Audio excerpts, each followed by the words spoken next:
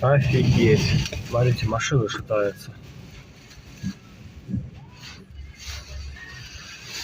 Сейчас, походу, что-то будет. Ураган. Я когда выходил с подъезда, птицы вон, конечно, сейчас не видно этого. Их просто носит. Они даже не могут взлететь, куда-то улететь. Бедные птицы. Некоторые врезаются. Вот это витебский ветерок. Нормально. Пока дождя сильного нету.